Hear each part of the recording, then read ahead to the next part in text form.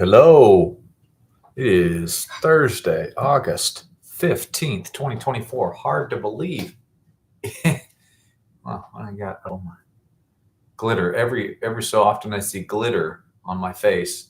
I got there because I have two daughters, and if you have two young daughters, you're most likely going to have some glitter around, and it's going to get on your face. I like my wife's Nashville mug. I steal her mugs. Like I buy them for her. I'm like, yo, I got a mug for you. And then then I drink it. There's nothing that has more power to keep a man awake at night than safety, the safety of his family. For me in particular, I think about my two daughters, 5 and 3. And so I think about their safety. I think if they're comfortable at night. I think if they're having bad dreams. I think about if like they're on the toilet, half asleep, which has happened before. They'll because they don't know how to wipe themselves from going poo-poo yet. My oldest has been learning, but you still have to kind of run some cleanup there. And then the safety, or so like if it's happened before where it's nighttime and they're crying on the toilet, and then I don't know how long they've been crying. I wake up, I hear them crying. I go in real quick and they're on the toilet. They're like half asleep and they just, I'm done pooping, Dad. Ah. And so I feel real bad. So things like that, I think, are my kids comfortable? Are they safe? Is the house safe? What was that bump in the middle of the night? All those types of things. Not just when you sleep, but when you're walking out and about. Women just don't get it, y'all. They just don't get it. And they're not wired to get it. It's not in their nature to understand it. But men just have an instinct that is a killer instinct. It's the ability to think like a criminal would think so that you can protect yourselves. Or think like, just be aware. Hey, there's a guy walking towards us. He's covered in face tattoos and he's swinging a golf club. We're going to go the other way. It's like, even if I'm by myself, I'm going to go the other way because I'm not looking for trouble. But there is a guy in our neighborhood that walks around. He's covered in tattoos, head to toe, literally his whole head and his face and whatever. He's completely checked out from our society, bottom line. And he's mad at his dad, of course. But he walks around swinging a golf club. Now, it's hard to bust someone for doing that because he's not hitting anyone. But when he gets closer to people, he starts swinging the golf club more aggressively and more frequently and more out of control. And it's threatening. But I just avoid that.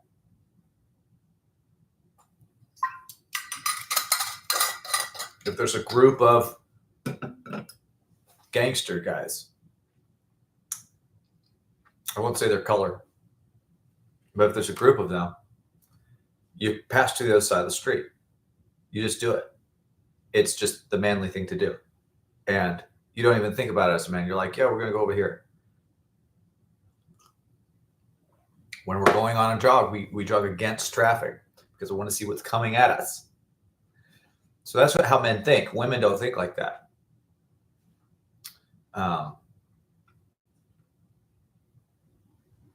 Women are nurturers. They care about safety, but they're more internally focused and right here, what's in front of them as opposed to what's around them. Men are more out here and what's around us as opposed to right here. So oftentimes, we'll be in a scenario where it's a different scenario. I've not been there before. It's a city or it's a place we haven't been. There's cars everywhere. It's a baseball game with a big parking lot. And I guess I've just seen too many videos of people getting mugged or jumped or run over or God knows what else. And I'm looking around, I'm surveying the area. I'm not trying to look like I'm looking around. I'm through my glasses, I'm going like this. My eyes can't be seen, but I'm like, What's going on? Who's this? Where is that? Where's the cops? Where's the, where are the places where the cameras can't see you? I just instinctively do that because those are going to be the areas, gun-free zones. Those are going to be the areas where you get shot at or where you get jumped. So my wife does not do that. She doesn't know how to do that. She's not dumb. She just is not a man. That's a good thing. So at night, she's not sitting there awake at night thinking about the bump in the middle of the night. If she hears a bump, she wakes me up. She goes, there was a bump or whatever. Or, she worries about the girls for sure, but she's not worried about someone breaking in really, unless I'm gone. And then she's like, oh, the protector's gone. Because men are supposed to be protectors. Oh, the protector's gone. So I'm worried now because, oh, this is all something that he worries about, but now he's out of town. Like when I was in Nashville a few weeks ago. Well, he's in town or he's out of town. So now I got to worry about the things I never worry about. Okay. So men think about safety. And that's what keeps me up at night. Like if I wake up in the middle of the night, I'm thinking about safety. The only other thing that keeps me up at night, and I assume this is across the board for men, is they think about money. And usually a lack of money, or else some place where they're exposed financially, and there's some uncertainty there around that money. So I had been waking up for a year and a half at night, unable to sleep consistently. There have been months of insomnia that I've had. And it's good that I'm dealing with this while I'm young. I'm 38, but it's good while I'm dealing with this, that I'm dealing with this while I'm young, because dealing with insomnia when you're old has got to be especially no fun, especially as pertains to money. Now, it's interesting because I look back on my money situation in my life, and for the first 30 years of my life, I didn't know anything about money. Like, bro, like if you say you don't know anything about money, maybe you're exaggerating. Dude, I didn't know jack squat, diddly po dunk about money. I knew nothing. I knew how to spend money. I didn't know how to save money. I'm still not a good saver. I'm not a natural saver. I always think about it in terms of we've got to invest the money. That's what I'm like now. We've got to invest the money. I'm going to tell you something personal. I really want a gold chain. Like I just like gold chains. I want a gold Cuban link 7mm Jackson chain or something like that. Jackson, I'm kind of leery to get a Jackson chain because it's a big brand now and a lot of people are promoting it, whatever. But I would just love to get a gold chain. I like them. I think it would make my sexiness pop. I think like watches. I like watches. I don't have any expensive watches yet. I don't have like Rolex or Breitling or Philippe Patek, or I think that's the name that you call it. I like watches, and I realize that watches are cool because rich guys think that watches are cool. And then because rich guys take interest in watches, then I started kind of noticing watches, but I don't have any nice ones. I have like the most expensive watch I have, I think, is This one, it's a Casio. It cost me $70. It's retro though. It's really old school. It works great. I love it. It's just not balling yet. I don't have any watches, but I do have a triplex property that gives us $110,000 in revenue every year. I do have a business that gives us, hundreds of thousands a year. I do have crypto that we've been investing in for, 4 years now, 4.5 years almost. And potentially you don't have a crystal ball. Everything is belief in investing and emotion. It's belief and emotion. And I believe that we're positioned really well for this coming bull market. We're in a bull market, but it'll be interesting and fun, and I believe profitable for us for the remainder of this bull cycle. Now, that's the uncertainty. Okay. So we've been investing really hard since, 2017-ish, 2016/17, in ourselves, our education, our businesses, our learning, our knowledge of money. And it's 2024. I would say that the last 4 years have been the most significant financially for myself, my family, and we've made a good deal of money, and we've invested, and 2 investments the last year and a half just have not gone well. There's one that we're floating.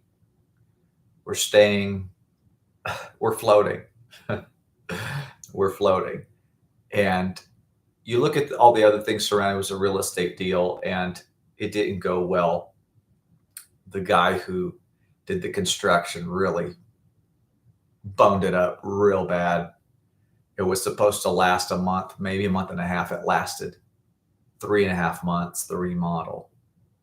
And it went close to $13,000 over budget.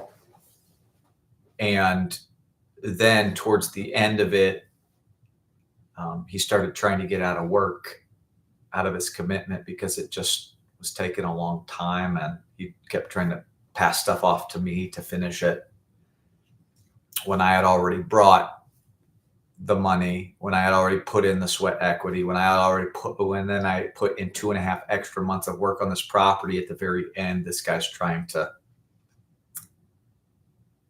weasel out of it. And this was a guy I've known for 20 plus years. And that was difficult.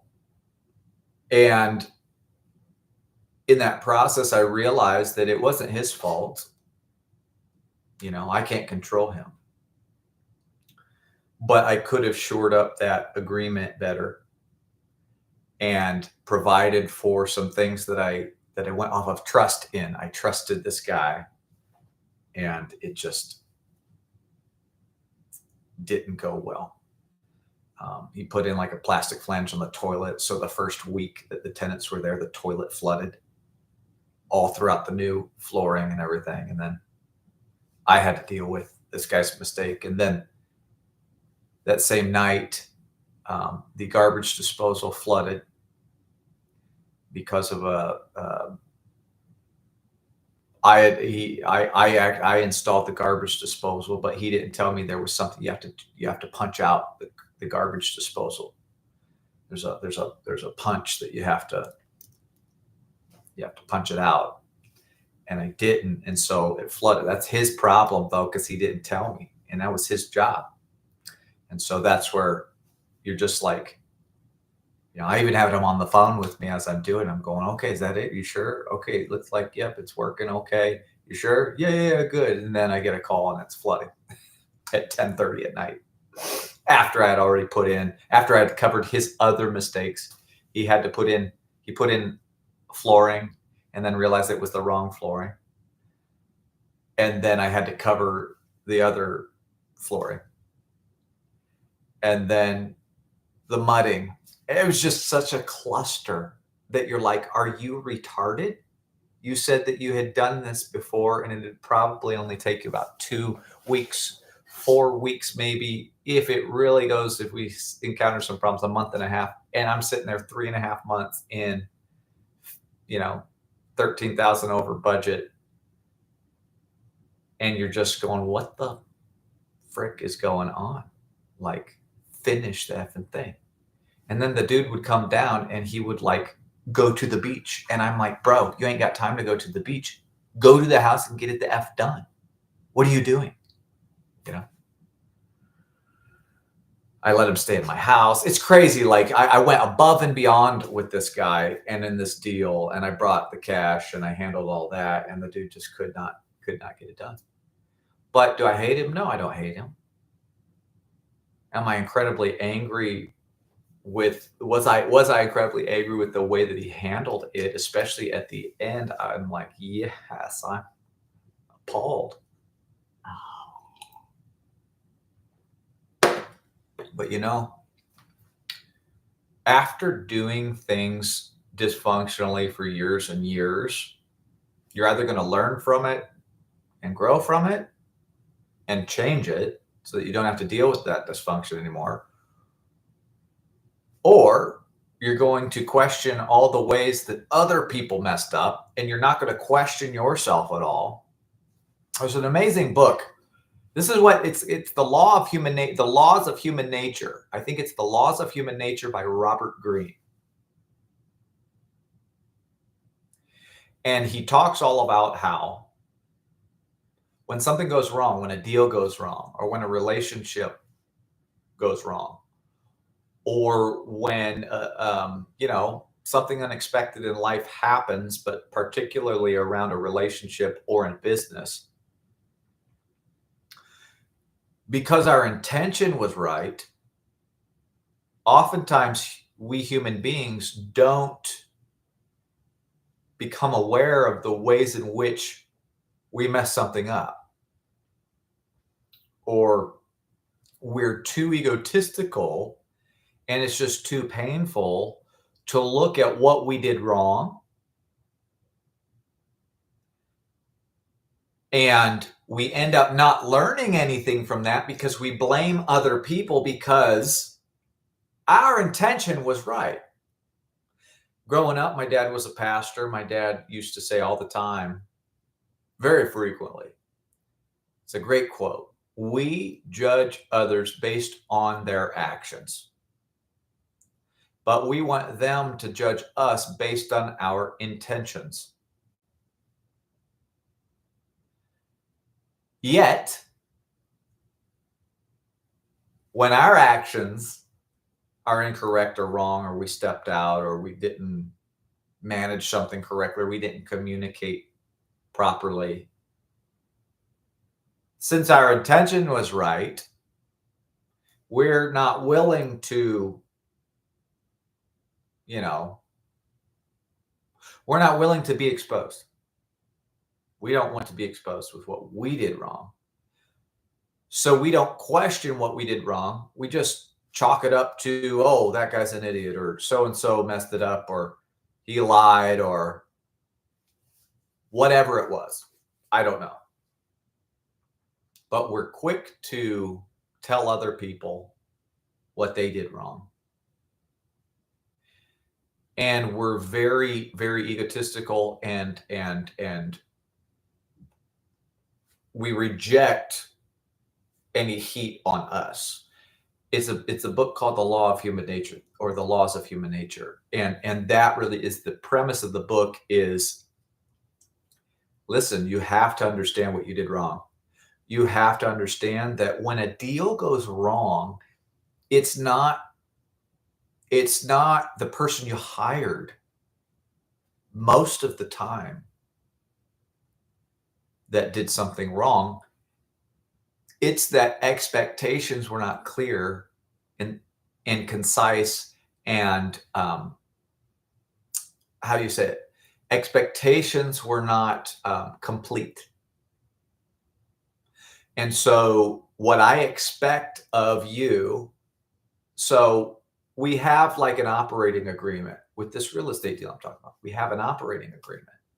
We literally said, okay, here's your responsibility. Here's my responsibility. Here's the third guy's responsibility.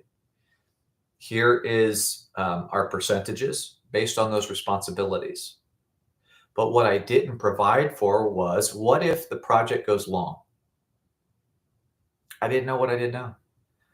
So-and-so, the guy, my friend of 20 years who's managing the construction, he goes, yeah, no problem. It probably won't even be over $18,000 that we're spending. We're probably going to be here less than a month, but let's project out if there's any problems. Let's go a month and a half.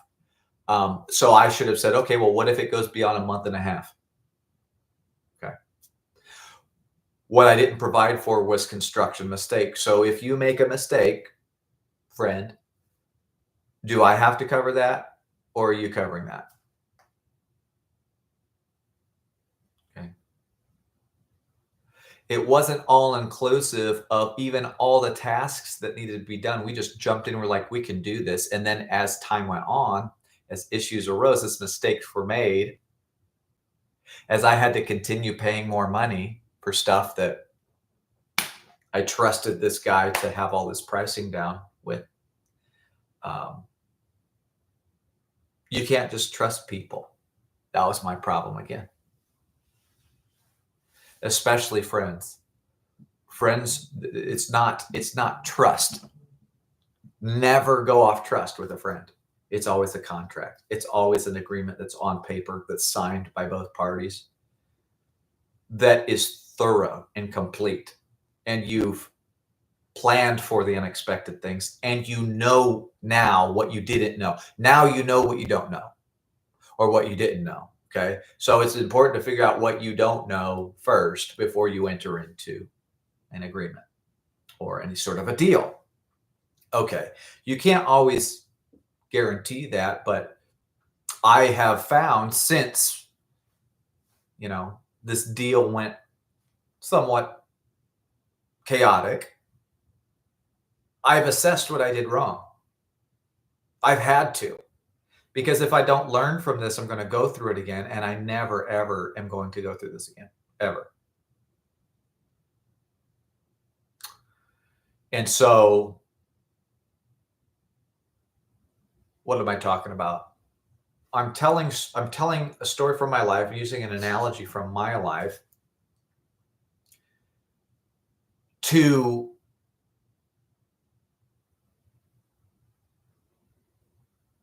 communicate something that I did wrong so that you can learn from it and avoid it in your own life. Now, what are the things that in your life keep you up at night? And if I was to ask you that, and specifically, if I was to ask you that as a man, I would, before you answered, I would already assume that it's money and that it's safety for your family and security for your family. And then a third thing that I think can tend to keep people up at night is relationships, relational issues. But that's kind of a tertiary thing that isn't as important to men as the first two things, safety and money. And one of my brothers just got married. He's 30. And I told him before he got married, I said, bro, before you get married right now, because this was at a time I remember having this conversation with him a few times before he had a fiance, before he was betrothed and now married. And I said, bro, before you get married, I'm just telling you from experience, figure out the money thing. Figure out the money thing. Solve for finances. It's crazy because I see it on the news all the time. I see horror stories all the time. I hear victims all the time who are complaining about, man, I can't feed my kid. Man, these taxes are so high. Man, minimum wage is so blah, blah, blah. I'm going, if you're making minimum wage, you should not be having children. You need to put on a Jimmy, and you need to stop having unprotected sex with your spouse. You need to practice birth control. That's what you need to do. If you don't have money, if you don't have 6 months saved up in the bank in terms of cash, I would not even think about getting married. I would not think about having children. Okay? That's just bottom line. I would never even consider having children if I were you at this point in your life. I don't care if you're 40 years old. If that is where you're at financially, it's not that you can't change that really quickly. I think back, I mentioned my wife and I have been kind of on this investment journey since 2017. That is focused investing, focused financial growth, focused, let's get this upgraded, updated. Let's get a different operating system up here. Let's get healthy. Let's get strong and healthy. I did my shoulders today. They always pump. I feel pretty good. I'm always doing this in the mirror. I mean, I may not look very strong to you, but I'm slow. So there you go. But I feel good. I feel that I'm looking good. I'm happy with the way that I look. I'm not saying that there couldn't be some upgrades up here, but I'm pretty good. My wife thinks so. I don't have to impress anyone else. But investing is working on those things that grow your wealth. And health definitely is a form of wealth. Faith, finance, and fitness. How's a faith, family, finance, fitness? Most of the things in life fall into one of those 4 categories: faith, family, finance, and fitness. I'm counting like a German: faith, family, finance, fitness. Americans would probably count like this. I don't know why I did that. That's from Inglourious Bastards. Try. That was the thing that gave the guy off, because he was he was a Brit, and they were in that pub in wherever they were, Netherlands or Germany or whatever. And he goes, "Drei Schnaps," or whatever. And the Nazi guy, he's like, "I know you do this. So Germans do this. Okay. When they say 3, they do this. They don't do this." Great movie. I don't believe it's all Jewish propaganda and Holocaust propaganda, but it's a fun movie. If you know what's going on, if you know, okay. It was only like 200, bro. Okay. That's the inside thing, inside information. If you know, you know. Either way. Okay. So where's I going with that? If you don't have 6 months saved up, you should not have any children. If you're in a job like a job that you hate, or a dead end job, and I don't know what comes into people's minds, but I'm going, like, I look at some of these foreigners, these foreign countries, and these people have like 6 kids, and they can't feed any of them. And I'm like, what the hell is your problem, bro? Put a Jimmy on.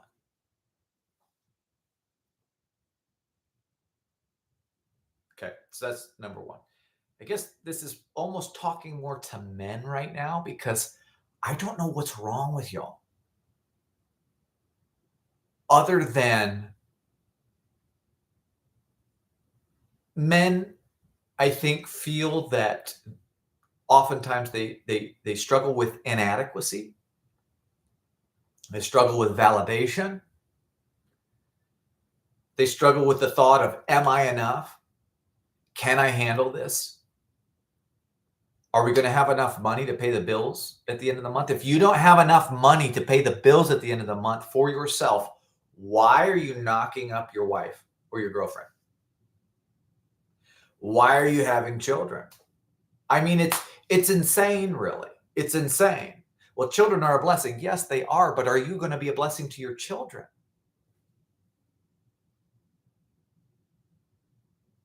My mom's one of those ladies. She's like, don't worry about money. Just have the baby. Just the baby's a great. I'm like, no, no, no. If you can't provide on your income alone as a man for your wife, for yourself first, okay, before you're married, and then for your wife, you have no business being a father. You have no business being a provider. You have no business being a husband. You just don't. Oh, well, we're both poor, and so we have jobs. Are you having sex?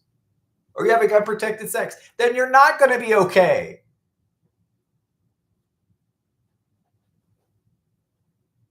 You're not going to be okay because you're going to have things that happen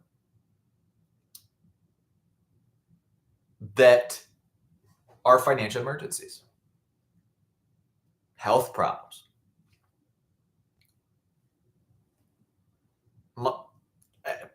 There's all sorts of things, car problems, house problems. And I think that what men think is that if they don't do it now, this is at least what I thought. I got to do it now. I got to do it now. No, you don't have to do it now. What you have to do is you have to take care of home base. You have to take care of yourself. You have to be healthy. Sick people cannot help sick people. You got 2 sick people dying in a hospital room. We're watching the Lost right now, the series. My wife and I have never seen it before, always heard about it. It's a great series, great series. But you got 2 people that are stuck on an island, let's say, and they're both bedridden. How the hell are you going to help someone if you're bedridden? Oh, you can encourage them with your mouth and your words. That's great. Okay, cool. But how are you going to go get them water? You know what I'm saying? You can't. How are you going to nurse their wounds? You can't. How are you going to help them build a raft to get off the island? You can't. You're broke. And I'll say this, it is not God's design that you be broke. In fact, I believe wholeheartedly, completely, 1000%, I don't care what any religious person wants to tell me. Because this is an established truth in my mind and in my heart. I believe that if you're poor when you are born, that's not your problem. That's not your fault. But if you're broke when you die, that is your problem. That's a shame, especially if you have children, because a righteous man leaves an inheritance for his grandchildren. That means that whatever you leave behind when you die, whatever financial legacy, this is not a legacy of faith that it's talking about. It's not, hey, if you leave a spiritual inheritance for your kids and your grandkids, you're a righteous. No, a righteous man leaves a financial inheritance to his children's children. That ain't like $20, bro. That's not like some good thoughts in a Bible, in the family Bible. It's money. And you got a lot of bozo pastors out here who are broke as a joke, who are running a 501c3 business that they call a church. Come on. And they don't know a damn thing about money. And they don't embetter themselves. and they don't invest wisely. And it's weird. It's weird that, they're in charge almost solely for the tithes that come in and the offerings that come in. They decide what happens with the money with their organization that they don't realize is actually a business that they call church. And then they're in charge of managing the money. My tithe money, say I'm a businessman. I net 5 million a year. And you want me to tithe, so I'm tithing 10%, which is 500,000. And then I see you and I'm like, this dude is freaking an idiot in the way that he manages money and administrates this thing. Why would I give him anything? It took me forever to learn how to, it cost me blood, sweat, and tears to learn how to manage and make this money. Why would I ever give it to some bozo who doesn't know what he's doing with it? It's so weird. Yet that's really church, like that at least I've experienced. One of the things that I think about is, like if you want less stress in your life, because it's inevitable. I know, like I'm 38. I got friends. I know some people who have other kids, who have their kids. And I look at the issues. I have one buddy. I have many buddies, but one of my buddies, I will get these tickets to to the fights, the VIP event, and whatever, and blah blah blah. I'll invite guys. I'll invite you, like, yo, can you go with me you want to meet up in wherever? You want to meet up in Nashville? I got an extra ticket to the VIP, whatever. We're going to be hanging out. And these guys, like my friends, like they can't do it because they're broke. And that's one of the things that will separate you relationally from your friends is if you have money and they don't. Like I think about this. I go, if I've got money and I want to go to Nashville, I want to go to Nashville and have some fun. I'm not on like super strict budget. I have more than $50 to spend on food. Like I'm going to do whatever the hell I want to do. I'm not saying I'm staying at the Omni. I'm going though. I'm staying at a decent place. I'm going to stay in an area that I want to stay in. I'm going to go get steaks, bro. Like I'm not eating fast food. I'm going to get a steak at the barbecue spot, at the Michelin star restaurant. That's where I'm going. So I don't know if you want to go, but that's where I'm going. Blah, blah, blah. You just go, okay. But if your friends can't ever do the things you want to do, then why would you, next time I'm going to go ask my friend who has the money. If he wants to, because I know he can afford it. I'm like, I want to do these things. I want to have this experience, but I don't want to do it alone. Well, I'm going to invite Paul. I'm going to invite Corey. I'm going to invite Sasha. I'm going to invite someone who's got some dough because I don't want the limitations of poverty in my life. I don't know if that makes sense. I've been thinking about this stuff. I'm going like, why do we lose relationships? Not lose them, but why is it that at certain times in your life you're closer to certain individuals, and then as time goes on, you're not so close as you were with that individual, 5-10 years ago or whatever it was. And oftentimes it's because of money. It's because you're focused on things that they're not focused on. And so if you're focused on that, working towards that, moving towards that, and they're not,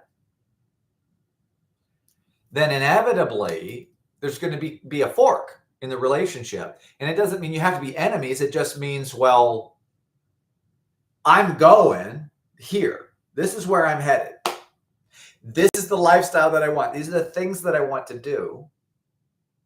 These are the experiences I want to have. This is the world I'm investing in. And so this is the direction where I'm going because I want this more so than I want to keep the relationship here. I never actually thought about that before I made a little bit of money.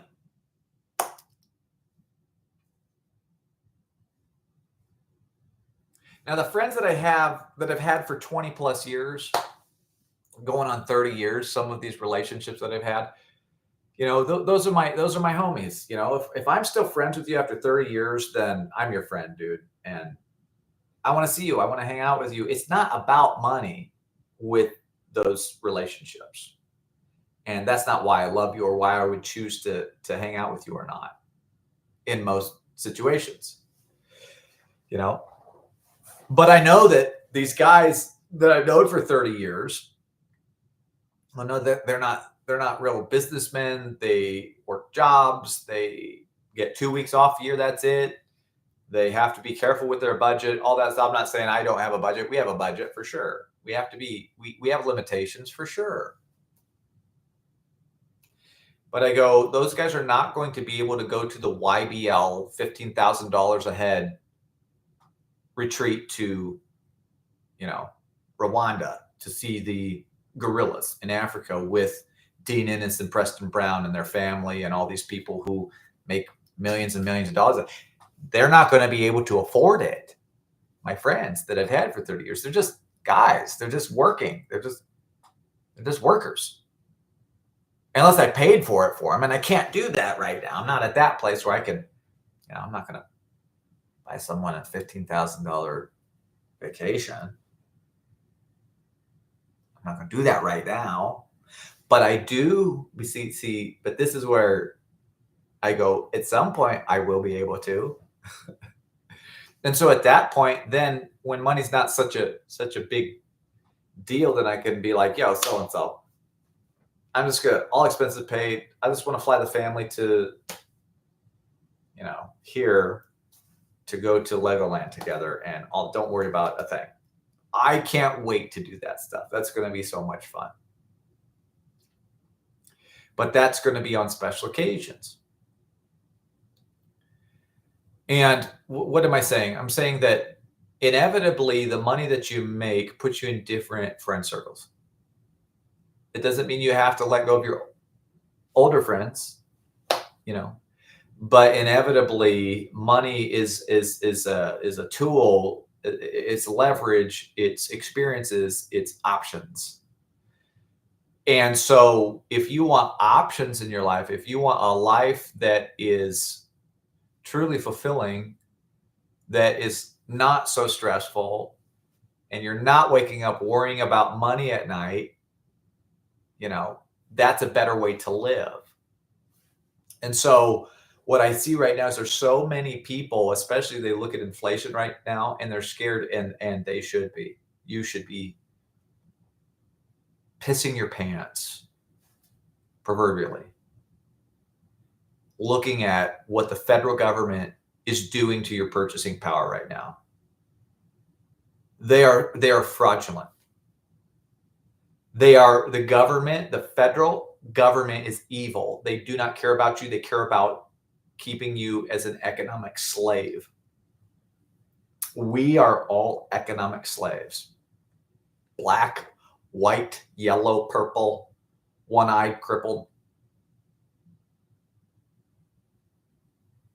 Every freaking person, for the most part, is a slave, as an economic slave in the system, and the fact that they literally take dollars out of your bank account through inflation to the tune of 25% in the last 2.5 years. Anthony Pompliano, guy knows a lot more than me. I'm just giving you the facts. Your purchasing power has been destroyed to the tune of 25%. And I think even much greater than that, because you're looking at shrinkflation now. What is shrinkflation? They're saying, oh, well, prices have evened out to what they were 2.5 years ago. They've kind of evened out now. So you'll go to the store, and now, You'll see a bag of Doritos. Doritos are poison. Don't eat them. Okay. You'll see a bag of Siesta chips. That's what I call it. Siesta chips. And 2.5 years ago, the Siesta chips were $3, $3.50 for, really healthy corn chips or whatever. Now they're like $6. But now the bag is much smaller. So you're paying almost, you're paying double for food. Easy. Just across the board, easy, you're paying double for most food, and most of the time, much more than that. Okay. So shrinkflation is where you're paying more for a product that you previously were paying less for, but it's smaller now. So it's shrinkflation. So at every move, they're lying to you. It's about how they're presenting their side of the story. And so we just have to become aware of what's actually happening to us and the story we're being told. Which is why I go, there's so many people right now. There's guys that were making $100,000, 3 years ago. And literally, guys, do you realize this? That 3 years ago, $100,000. Well, now that's $70,000 to $75,000. So if you're making $100,000 3 years ago, it was 25% more in terms of your purchase value and what you could purchase with that money, that fiat. Fiat is by declaration. The governments use fiat cash. It's a debt-based monetary system. If they stop printing, the Ponzi scheme's over. It's a Ponzi scheme. The US dollar is a Ponzi scheme. And people talk about Bitcoin being a Ponzi scheme. But you can't print any more Bitcoin. But they're printing billions and billions of dollars, and they've been doing it again the last 2 weeks. You guys don't even know what's going on to you. Your purchasing power is being you're being raped financially. You're a slave. And so, oh my God, there's ways to get around it. What am I saying? I'm saying this. You don't have to be the guy who loses. You don't have to be the person that stays awake in the middle of the night from anxiety. You don't have to do it. Anxiety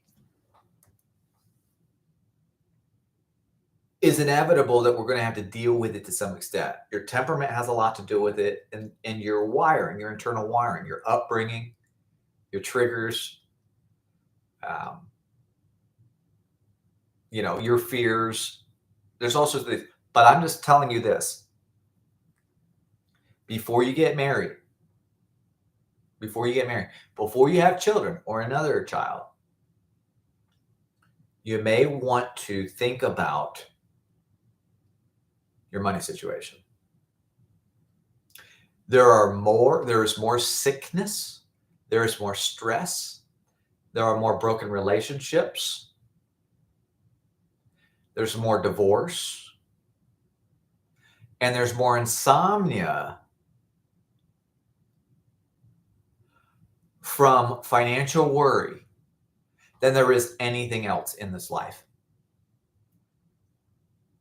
Money answers all things. That's what King Solomon said. Money answers all things. Let's do a quick screen share here,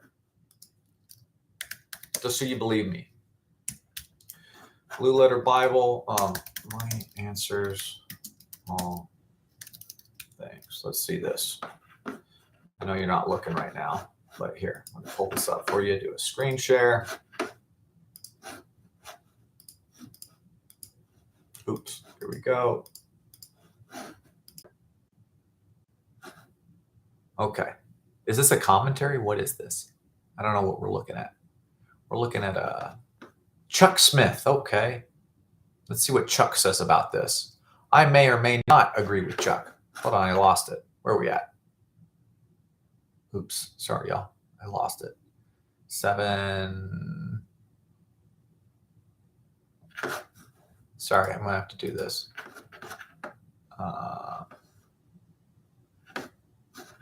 Where the heck did it go? Sorry. Ecclesiastes 7 through 12. Money answers Ecclesiastes 10. Why is it giving me here? Now, you that are managers of buildings and so forth, you might choose that to put above the time clocks for the maintenance of the maintenance men. Okay, what's he saying here? And through idleness of the hands, the house droppeth through. A feast is made for laughter, and wine maketh merry, but money answers all things. Money answers all things. Ecclesiastes 10, 18 through 9. What does that mean? Money answers all things.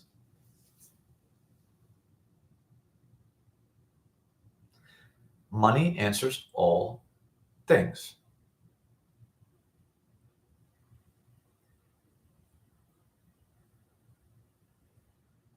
Money is incredibly important for a Christian to figure out.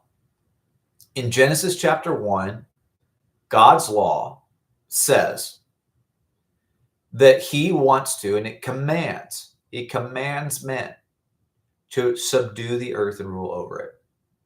The fish, the sea, birds of the air, the beasts of the field. Land, air, water. Law. God's law is first mentioned in Genesis chapter 1. And the law of God is first mentioned in Genesis chapter 1 before any other publication in history. Our first reference in history to God's law is in Genesis chapter 1, where he tells mankind to subdue the earth and the air and the sea, which is the earth. Sorry to break it to you guys, there is no outer space. There's no moon landing. There's a firmament. The earth is not round. It's science has tried to separate us from God. The earth is a plane. Water does not curve. The Bible is 100% accurate in the cosmology of Earth. The scientists are willfully lying to you. Your existence is here in this earth. And there is nothing beyond the earth. And we're not floating in space somewhere. And we're not, the constellations are consistent throughout all history. It's like clock. It's clockwork. It's a clock. The earth is a clock. And that is an amazing truth to know. And once you actually realize, you can't realize it. You can't realize the truth of the scripture until you realize that the truth is the scripture. The scripture is the truth. And so if you think you've proved the Bible wrong, just wait a few thousand years. Like with the Hittites. That was one of those arguments. There's a lot of arguments around scripture, none that stand the test of time. But the Hittites were people where the Bible mentions them in the Old Testament many times. And then for thousands of years, there was a group of people that laughed at and mocked the Bible because the Hittites were nowhere in our archaeology and our historical documents. They didn't exist. Like it's like they didn't exist. They existed in the Bible. The Hittites. Oh yeah, the Hittites. But history did not prove the Hittites for millennia until the 1800s, when archaeology then clearly has now proven the Hittites. And it's all documented. Even Google tells you about it because they have to.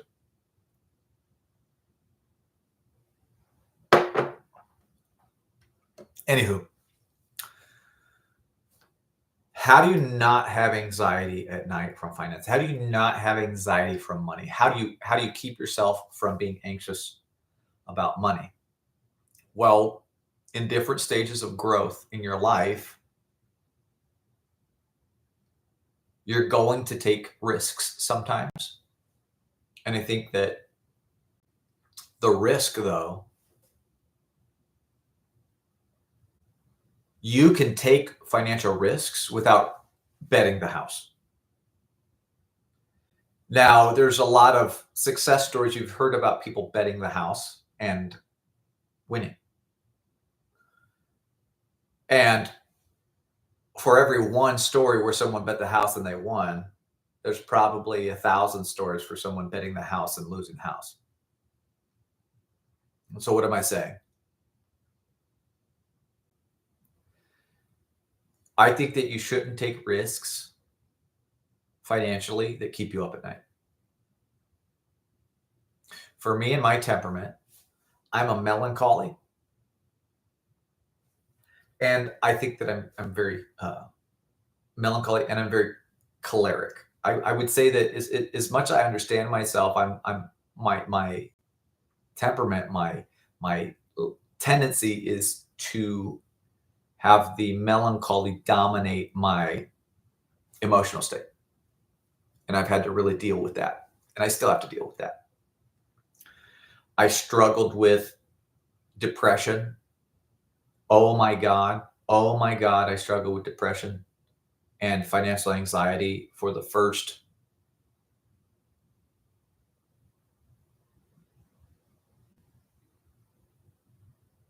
9 years of my marriage, nearly 10 years of my marriage.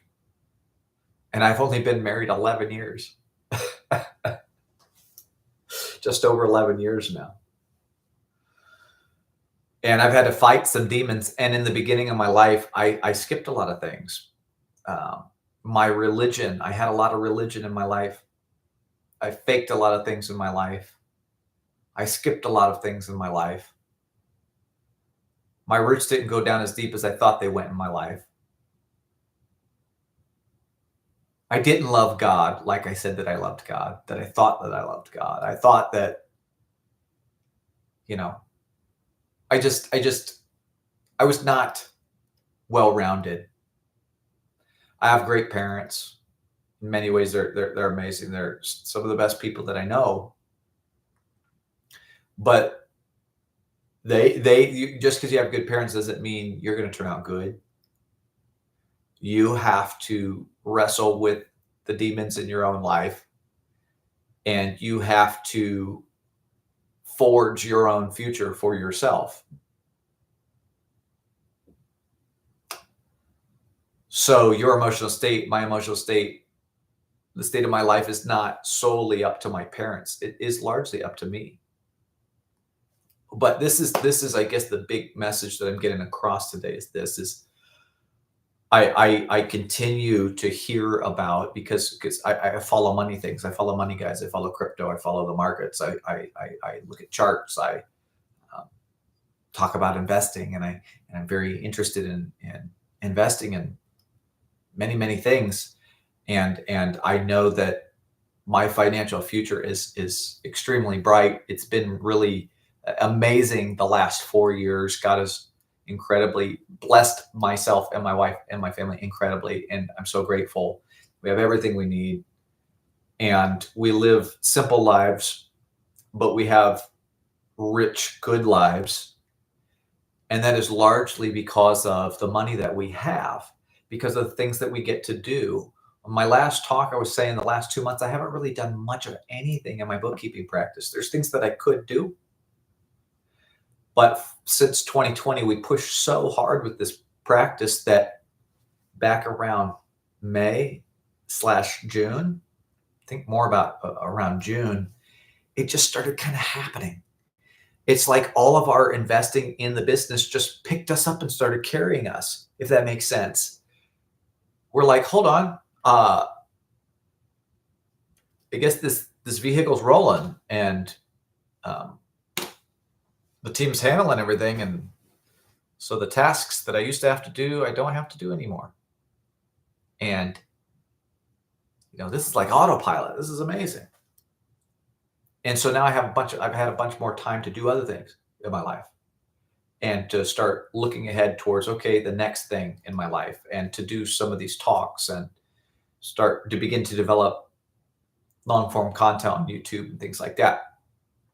And the thing that's made that possible is money and investing. And I didn't do it all right.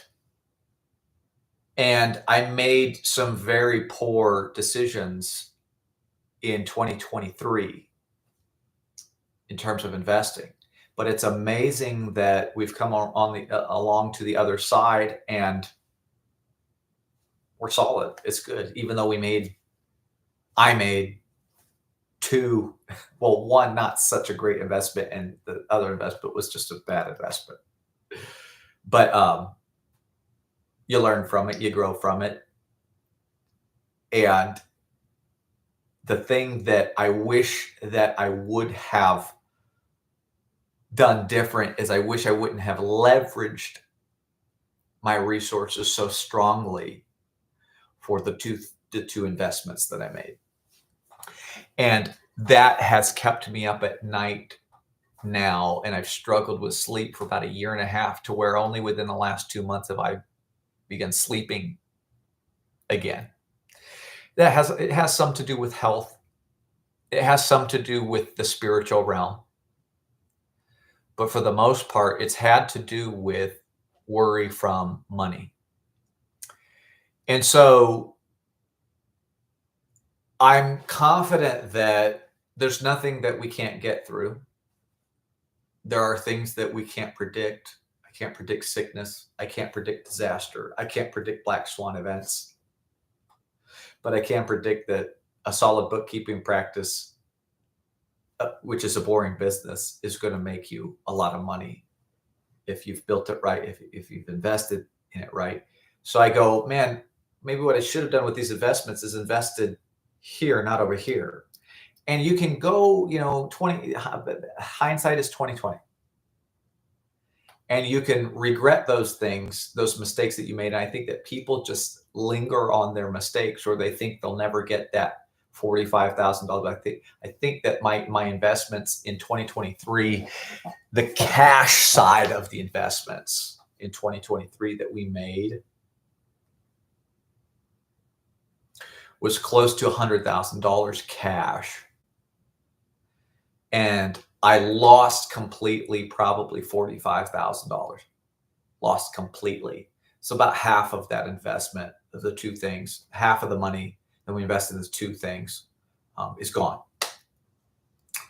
And now I picked up some good game, okay? And $45,000 is baby money. I keep telling myself that. It's not baby money to me in my life right now, but in the larger scope of things, it's baby money compared to the money that I'll be accessing and the money I'll be making. And through our businesses, that's we're probably bringing that in about every month between everything we've got going on. But I just go, had I not felt such an urge to go so fast, I would have been sleeping a lot better at night. Had I just parked that money into Bitcoin, oh my God, or into crypto, oh my God, amazing. So I've had a lot more work. I've had a lot more output. I've had a lot of stress. I've had a lot of anxiety. I've had a lot of lost sleep because of what I chose to invest in, what I chose to do with my money, and how I chose to leverage that. So I can say that I've learned my lesson. I've learned my lesson. You don't want to over leverage yourself to get to the next step. You have to use leverage. But the thing that I'm trying to tell you is that you don't have to go so bloody fast. And people forget, and I think they miscalculate, and they underestimate. What do I say? How do I say it? They overestimate what they are able to do in the short term. I notice this when I coach people. When someone comes to me and they're like, I need help to get my life in order. I need to command my life better. I want to become the CEO of my own life. And I go, okay, well,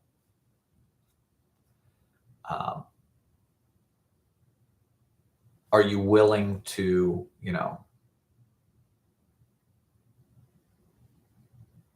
give up the things that are making you sick? That's the first thing you have to deal with. And then after that, but then they're going, okay, well, yeah, I can do that. And then they make themselves all these goals and all this stuff. And I'm going to read a book a week, and I'm going to pray every day, and I'm going to wake up at 6 a.m. every day, and blah, blah, blah. I'm going like, and they show up the next week and they haven't done anything. Why? Because it was too lofty of a goal too fast, too many goals too fast. You need to work on one thing at a time, bro. What's the one thing you're going to solve for right now? And let's get that consistent. If you're a superhero, superpower, go ham all the way, nothing's going to stop you. That's ideal, but most people, that will overwhelm them. So what people do is they overestimate what they can accomplish in a short period of time. And they significantly underestimate what they're able to do over a long period of time. So I think where a lot of guys get lost is they go, okay, I'm 45. I don't have any money to show for it. I need to do something. So they take their savings and they blow it on some speculative investment, and then they go, it doesn't work out. And then they're there for another 10 years to where then they're 55, and it's that much heavier of a burden on them. And I'm going, guys, just one thing at a time. Don't get married. Don't have babies. Don't go do huge investments. Don't speculate. Let's get some consistency in your life. Learn first before you invest in crypto, before you invest in real estate, before you invest in these things. First, you've got to learn.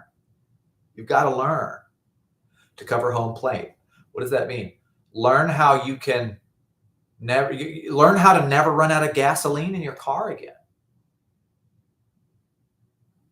Learn to save that 6 months cash for all your expenses in the bank. Learn to save it.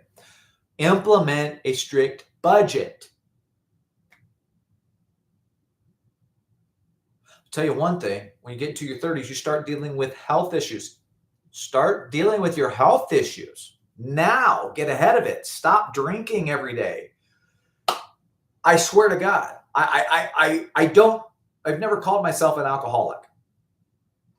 The only addiction that I've dealt with, really, the addiction that has been the most significant in my life, that's been the most challenging in my life, period, is sex. Without a doubt in my life. It's my belt of truth. I call it. It's the belt of truth. Got a lot of pastors out there who they got the shield of faith, the sword of the spirit, the helmet of salvation, the shoes of peace, the breastplate of righteousness, but they forget about the belt of truth. And then their pants come down and their secretary gets pregnant. I've seen that happen. It happens all the time. It's the belt of truth problem. Okay. It's my problem too. And I've looked at so much porn. Oh my God. I've feasted on porn.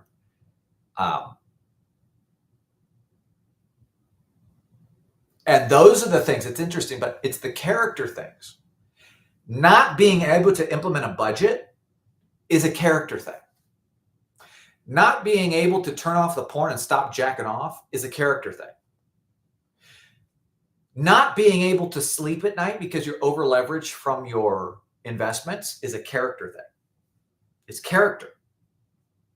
And so people who are frantic, people who are desperate for money, people who are sick all the time, people who are emotionally unstable and who lose their temper,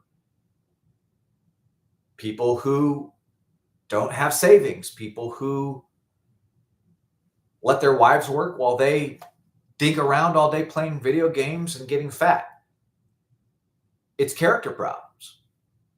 And so before you can build a life that you're proud of, before you are worthy of making the money that you think that you deserve, it's your character you have to subdue. It's the dark places of your attitude. It's the deals that go wrong. It's the things that you don't know. And so much of this pertains to money. Figure out your money. Figure out your money. Well, Ben, how do I figure out my money? Keep watching my videos. Get a mentor.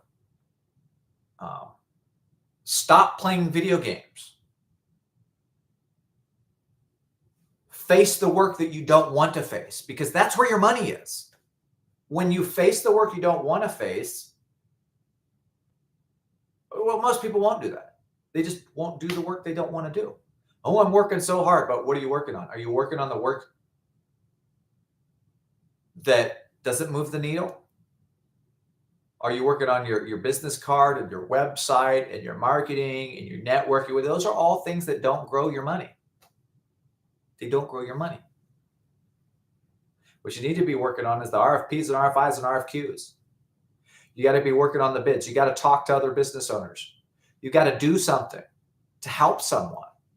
You got to learn things that are boring so you can make the money.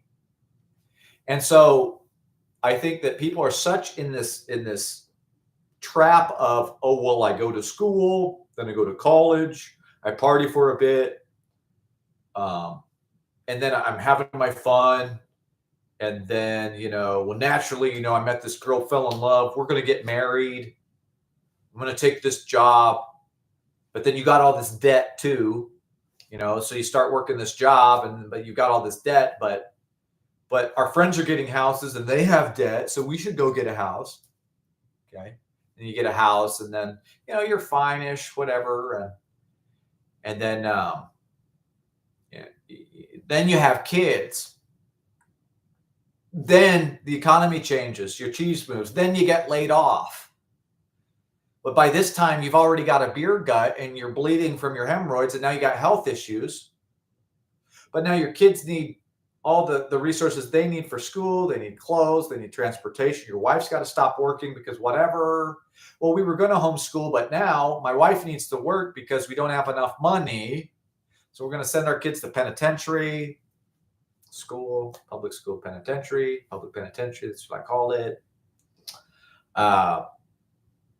Anyways, and then you're out of control. And then you're like most retail investors and most people in the world who are fat, sick, nearly dead, who are on pharmaceuticals, who don't have any options because they haven't solved for money. If you have not solved for money yet, the one thing in your life should be to solve for money. I'm not saying worship money.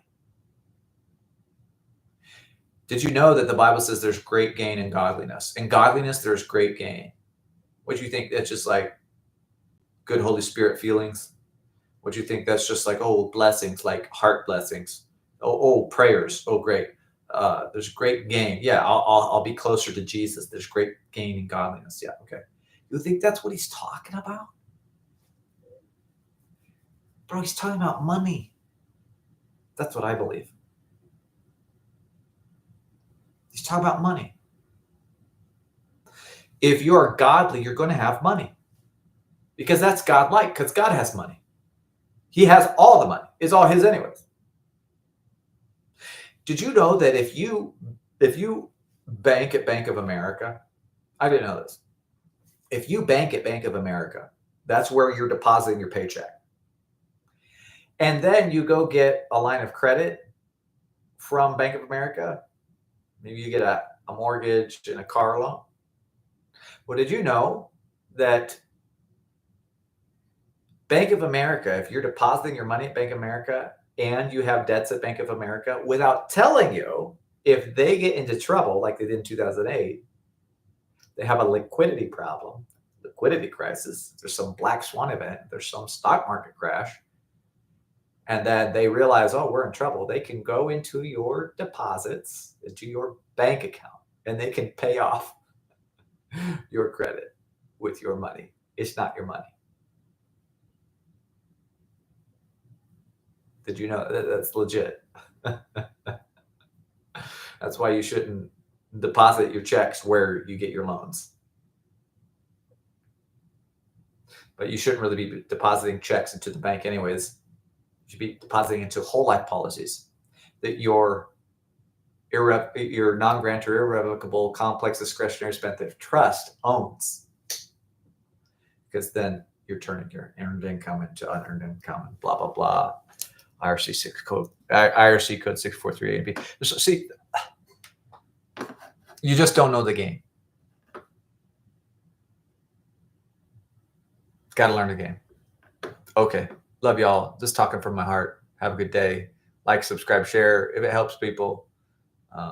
That's why I'm here. If it creates a legacy for my family, that's why I'm here.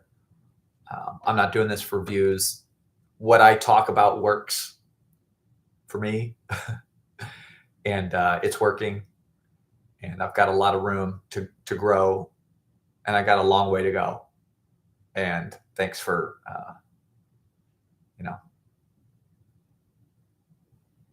hanging out.